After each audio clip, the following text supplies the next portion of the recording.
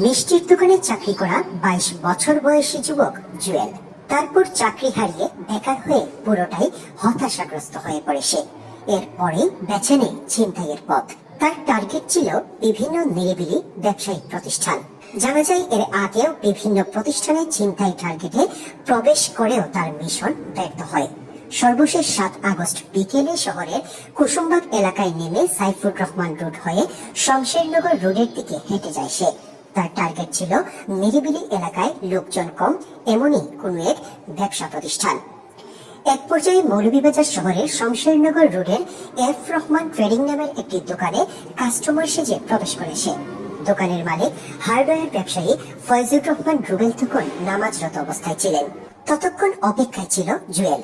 দোকানটি একা থাকার ফলে ছিনতাইয়ের পরিকল্পনা করে সে।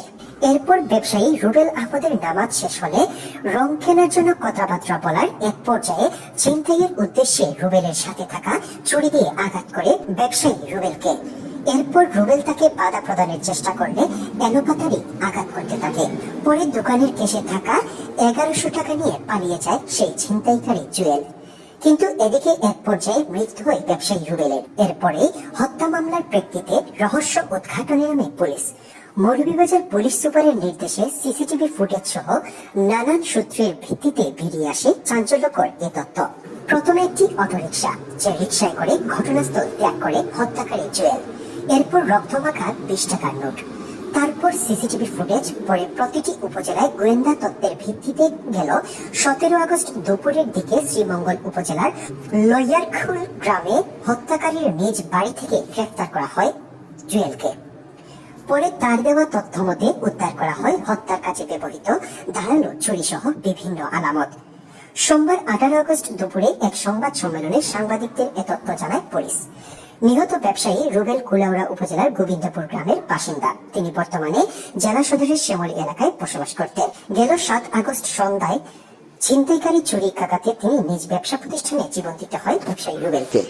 অপোজিট সাইডে যে দোকান আছে ওই দোকানে সে ট্রাই করছিল বেশি থাকায় এবং ক্যাশ কাউন্টারে 2 জন লোক থাকার কারণে সে পারেনি। আর এই দোকানে এসে দেখে যে বলছে যে আমি তাকে বলি যে আমার হলো রং লাগবে। কি রং? কালো রং।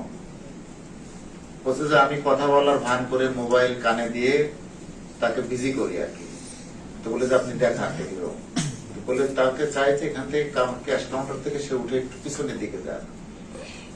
ওই পিছনের সাইডে যে গেছে, যে জায়গায় সে মারা গেছে আর কি, যাকে যে জায়গায় উপর জোপরে ছুরি দিয়ে আঘাত করছে, বলছে আমার উদ্দেশ্য ছিল পিছনের সাইডে নেওয়া। যেখানে যেহেতু দেখলাম অনেক সময় কোনো মানুষ আসতেছে না, পিছনে নিয়ে গিয়ে আমি তখন তাকে চাকু মারি আর কি। একটা মারার পর পরবর্তীতে আমি দেখি যে চিল্লাপাল্লা করতেছে, তখন আমি একেবারে তার মৃত্যু নিশ্চিত করে আসি আর কি। অনেকগুলো চাকু মারে তাকে। পরে সে ক্যাশ কাউন্টারে এটা খুলে দেখে টাকা যা পাইছে তাই নিয়ে চলে আসছে। আমাদের তথ্য আছে সেটা হচ্ছে একটা জুয়েলারির দোকানে গিয়ে সেখানে সে প্রসেসটা চালাইছিল ওখান থেকে স্বর্ণ নিয়ে নেওয়ার জন্য, কিন্তু সে ওখানে লোকজন বেশি থাকায় কাস্টমার বেশি থাকায় সেটা সম্ভব হয় না। পরবর্তীতে সে শ্রীমঙ্গলে ফেরত যায় এবং পরবর্তী 7 তারিখ আবার আসে।